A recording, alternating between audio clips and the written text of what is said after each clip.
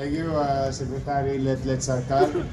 Sa inyong lahat, good morning. Good morning. Isang magandang umaga sa ating Vice Mayor, mga konsehal, department head at sa ating mga kapwa-kawani na naglilingkod sa bayan. Unang araw ng taon, mukhang masarap humiga.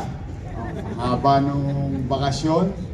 But I am today still grateful to God. Salamat sa Diyos na itawid natin ang 2025. Sa atin, sa buhay natin, marami tayo naging pagsubok personal sa 2025. No? Malamang yung iba naman sa inyo, yung mga busted,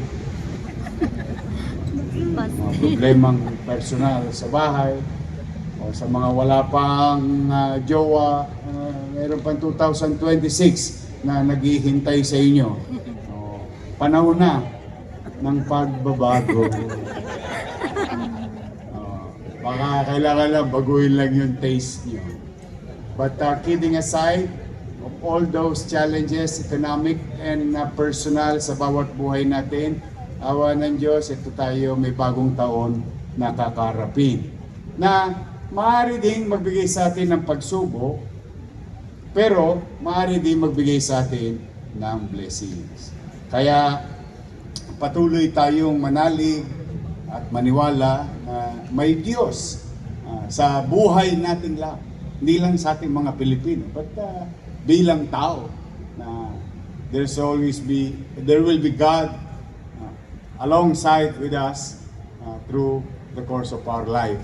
And we must continue to believe. We must do our best and God will take care of the rest.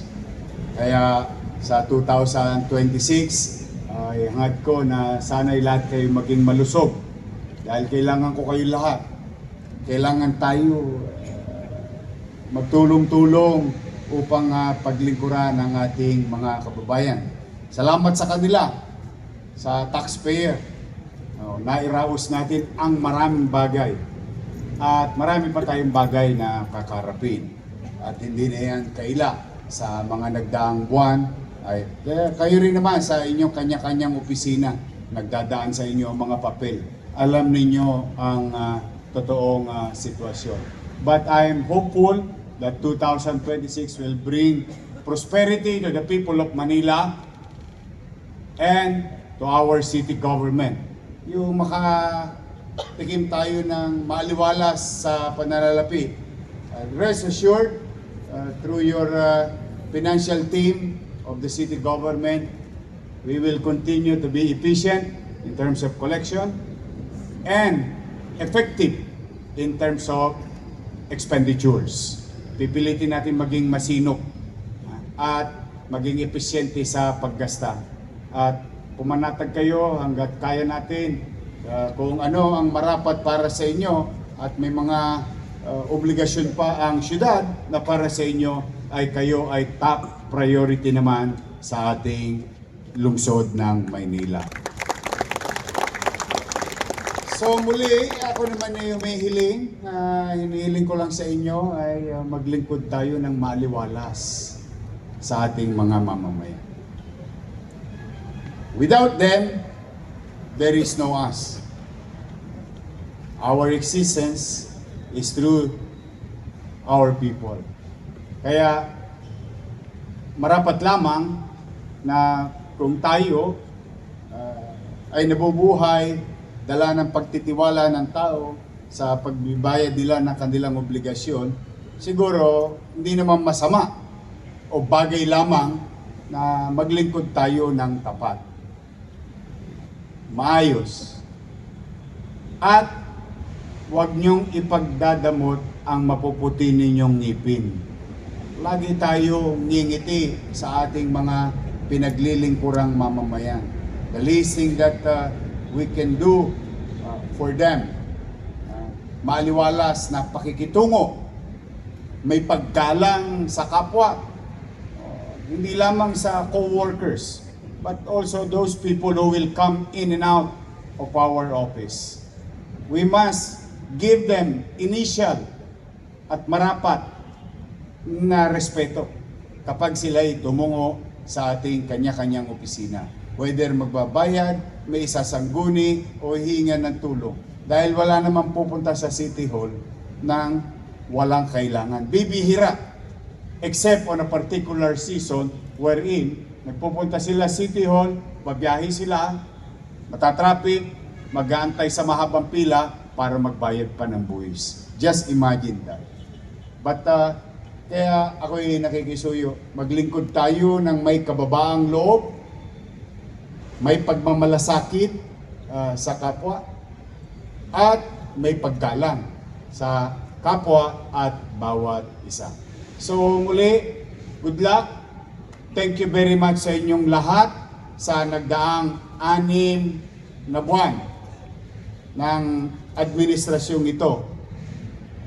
Naitawid natin ang City Hall at mamamayan ng lungsod ng Maynila. Sa tulong ninyong lahat, across the city, tingin ko, makakaraos tayo ulit. And I'm hoping, and help me pray, hoping for a safe city, progressive city, peaceful community. Yan lang isama nyo na rin sa panalangin ninyo. Muli, sa aking mga kapwa naglilingkod, mga kababayan, pumanatag kayo, pipilitin kong maging mainam at masinop sa lahat ng bagay. Sa aking mga kasamahan sa Office of the Mayor, pasensya na kayo. Totoo po yung sinabi ni Letlet. Kung minsan kasi kahit Sabado, kahit Linggo, nawawala sila ng choice. Alam niyo bang request na lang nila sa akin kung minsan? Sana daw pagka Sabado, wag na daw muna akong pumasok kasi para makapaglaban naman daw sila. That's the truth of the matter. But sabi ko nga, no, we have to, pasensya na kayo, we have to catch up of lost opportunities. But I'm grateful, palakpakan naman natin yung aking mga kasama. Sasakripisyo sila. Ganon din, noong itong holiday, pumapasok yung city treasurer, o yung business permit. Those who are doing special going beyond, thank you very much sa inyong lahat. So mga kapwa kawani, good morning! Good morning!